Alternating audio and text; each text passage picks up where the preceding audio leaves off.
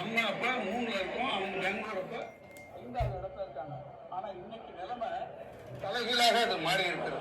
Bangalore airport இன்றைக்கு ஏறத்தாழ 5.5 லட்சம் டன் கையாளக்கூடிய வகையில் மிக முன்னேறி ஐரோப்பாவில் வர்த்தகர்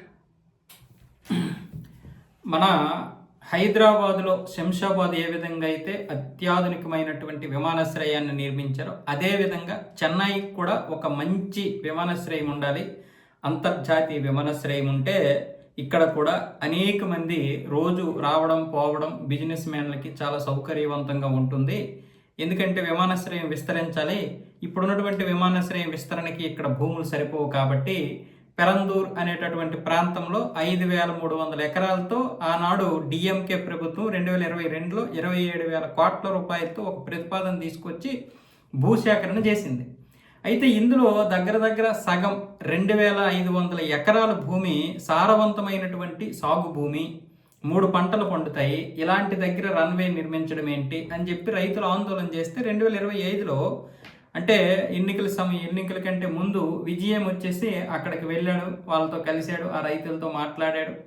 ఇది నిజంగా పర్యావరణానికి హాని కలిగిస్తే మాత్రం ఖచ్చితంగా దీన్ని మేము రద్దు చేస్తాం, అధికారంలోకి వస్తే దీని మీద వ్యతిరేకంగా పోరాడతామని చెప్పి ఆ రోజు చెప్పాడు. ఈరోజు అసెంబ్లీలో ఎటువంటి ఇది లేకుండానే డైరెక్ట్గా ప్రకటించేశాడు, ఈ విమానాశ్రయాన్ని మేము రద్దు చేస్తున్నాము.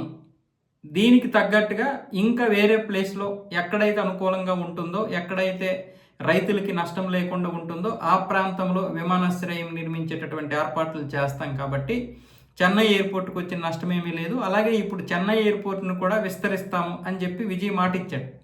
ఈరోజు అసెంబ్లీలో ఈ ఫ్రీ పథకం ఏదైతే ఉందో మహిళలకి ఈ బస్సు ఫ్రీ పథకాన్ని ప్రకటించడం జరిగింది. దాంతోపాటు వెంటనే పెరందూర్ విమానాశ్రయాన్ని కూడా రద్దు చేస్తామని చెప్పేశారు. అయితే ఇక్కడ డిఎంకే ఏముంటుందంటే ఇది కావాలని రాజకీయ స్వార్థంతో క్యాన్సిల్ చేశారు. ఇది ఒక అభివృద్ధి, చెన్నైకి తమిళనాడుకి చాలా పెద్ద అభివృద్ధి కలిగించేటటువంటి విమానాశ్రయం. కేవలం స్వల్ప రాజకీయ ప్రయోజనాల కోసం ఇలాంటివి రద్దు చేయకండి, అభివృద్ధిని అడ్డుకోవడమే. ఏదైనా సరే ఇంత పెద్ద ప్రాజెక్టు చేస్తున్నప్పుడు చిన్న బలహీనతలు లేకపోతే చిన్న మైనస్లు ఉంటాయి, వ్యతిరేకత ఉంటుంది. అలాగైతే మనం ఎక్కడ ఏది నిర్మించలేమన్న విధంగా ఇప్పుడు డిఎంకే మాట్లాడుతుంది. అయితే వాస్తవంగా చెప్పాలంటే అటు ప్రజలు కూడా దీన్ని వ్యతిరేకించారు. మాకెందుకు, ఇక్కడ విమానాశ్రయం మేము వ్యతిరేకం కాదు, కానీ ఇక్కడ భూమి కేవలం సాగు మాత్రమే కాదు, చెరువులు కుంటలతో అందమైనటువంటి ప్రకృతితో కూడుకున్నటువంటి భూమిని పాడు చేసేస్తున్నారు.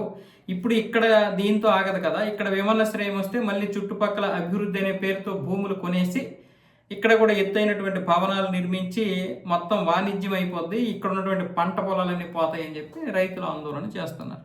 సో ఈ నేపథ్యంలో ఇటు డిఎంకే అటు టీవీకే ఇద్దరు కూడా దుమ్మెత్తి పోసుకుంటున్నారు.